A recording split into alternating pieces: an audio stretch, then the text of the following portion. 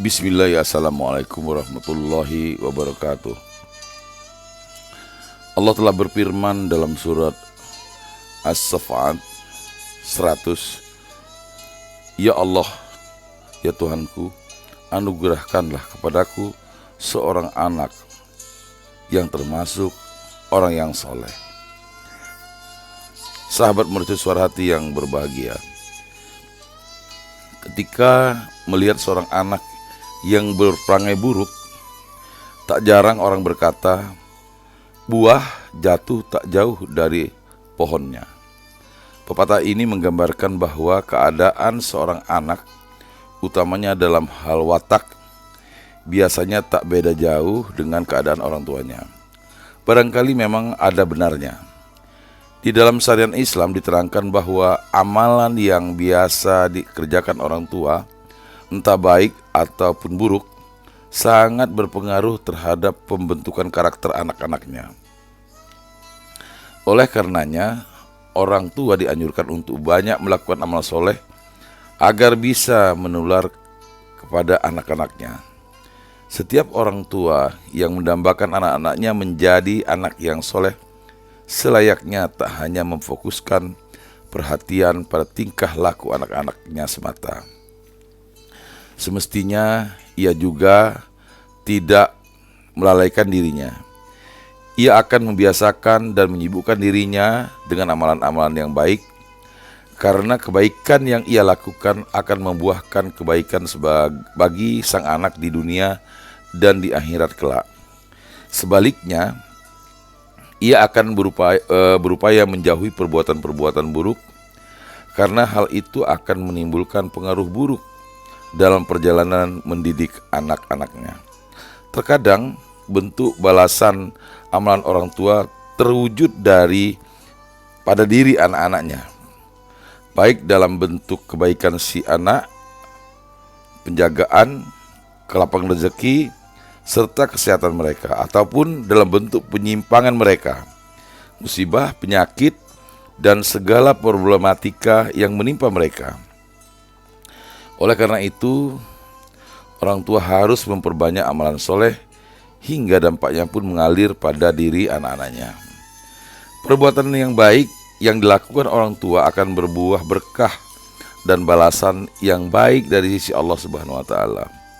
Hal ini tercermin dalam kisah yang terabadikan dalam Al-Quran, tatkala Nabi Musa alaihissalam bersama Nabi Khidir alaihissalam mendatangi suatu daerah dan meminta penduduknya agar menjamu mereka.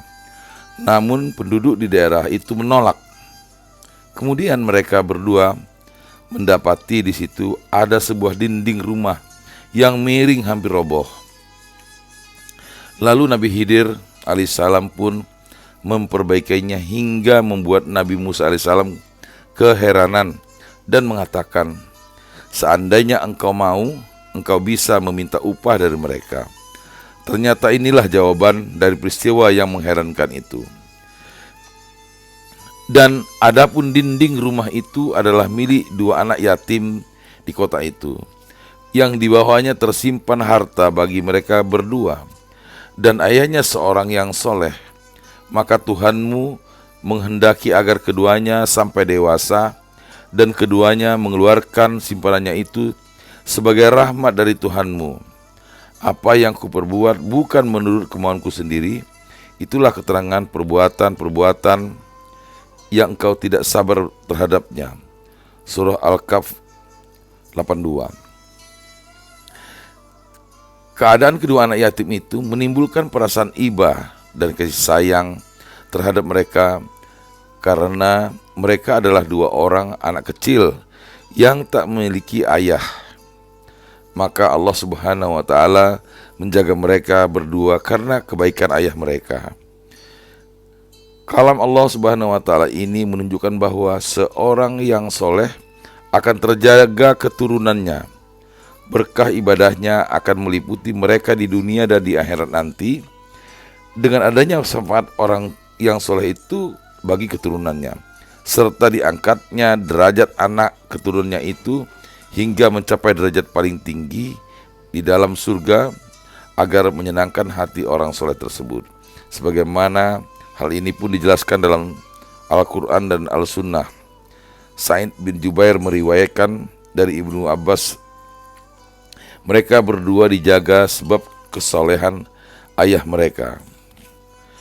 Sahabat Mercusuar Hati yang berbahagia, dapat kita tarik hikmah bahwa Imam Ibnu Qayyim Al-Jauziyah rahimahullah berkata, salah seorang ulama berkata, sesungguhnya Allah Subhanahu wa taala pada hari kiamat nanti akan meminta pertanggungjawaban dari orang tua tentang anaknya sebelum meminta pertanggungjawaban dari anak terhadap orang tuanya, karena sebagaimana orang tua mempunyai hak yang harus dipenuhi anaknya, demikian pula anak mempunyai hak yang harus dipenuhi orang tuanya.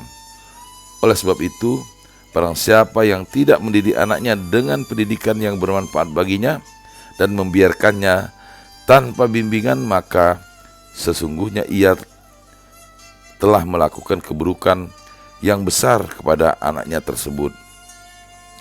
Sahabat Mercusuar Hati yang berbahagia, mudah-mudahan kita dapat menarik hikmah dari narasi di atas dan bermanfaat untuk kita menjalani hidup ke depan. Lebih dan kurang mohon maaf. Billahi taufik wal hidayah. Wassalamualaikum warahmatullahi wabarakatuh.